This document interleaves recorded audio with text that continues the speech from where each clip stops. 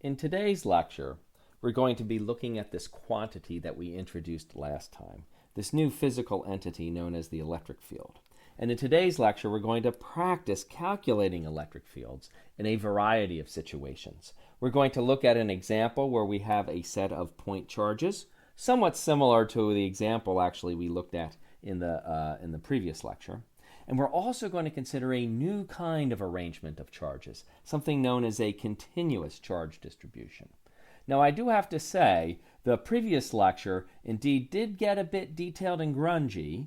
I did want to go through all of those details for you to lay out exactly how you should go about solving a problem. And I do have to say that, for better or for worse, today's lecture also is going to get into a lot of detail. But this is important detail so that we learn how to calculate things such as the electric field, which do actually require a significant amount of mathematics.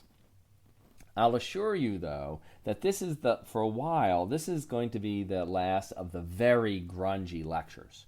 After today's lecture, our next topic is going to be a little bit lighter, and we're going to be learning new ways of calculating the electric field that are not nearly as grungy as the ways that we're going to see in the present lecture. Now, before embarking, there are certain key facts from the previous lecture that I'm going to be drawing upon in this lecture, so I'd like to review them and call them back to mind. The first was our example. In our example, we had this arrangement of charges. We were considering a case with 3 different charges. We had 2 charges Q arranged sitting right on the x-axis at equal distances r from the origin. And then we had a third charge, capital Q, at a distance z upward from the x-axis along the z-axis. And we have been at some pains and grunge to calculate through, and we finally came through using this trigonometric form for Coulomb's law, which definitely involved us in a fair amount of trigonometry and worrying about angles and sines and cosines, but we finally got it down to this answer that you see here, which gave us a certain magnitude times k hat. That means it's a vector of a certain length in the k hat, in other words, in the z direction. So we found that the force on charge Q was directly upwards. After that somewhat grungy calculation, we then came back to this principle of superposition and found that it gave us, in a very general way, a very nice answer to this problem, this apparent paradox of action at a distance. We considered a very general situation where I have some charge capital Q that you see here sitting at any general location described by a vector r, a displacement from the origin of the system.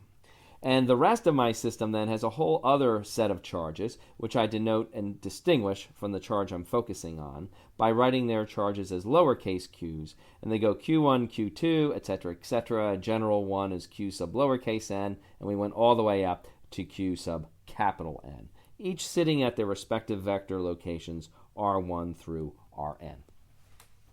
And what we found was that if we wanted to determine the force on Q, we can think of it in a new way. Rather than thinking of these pairwise interactions from these individual charges acting on charge Q, where they somehow reach out across empty space and have an influence at a distance. Rather, what we found was a very nice mathematical form where we can take the force on Q to more be a matter of the response of the charge Q, not to these faraway charges, but to a property of the point in space upon which it is sitting, a property of this vector location R. And that property is known then in modern physics as the electric field. This corresponded to Descartes' concept of the so-called vortex, where somehow the presence of these charges has stirred up the space around them, and that space stirs up neighboring points in space, and so forth and so on, so that we have what might look like action at a distance, but in the end Q is only responding to some property of the space that's been churned up right near it. And that's our concept of electric field. We also then gave an explicit formula for this electric field that we can calculate with. And I had written it for you here in this form, which we had derived basically by writing down the Coulomb force, and I happen to write it down, as you can see here, in the so-called Cartesian form.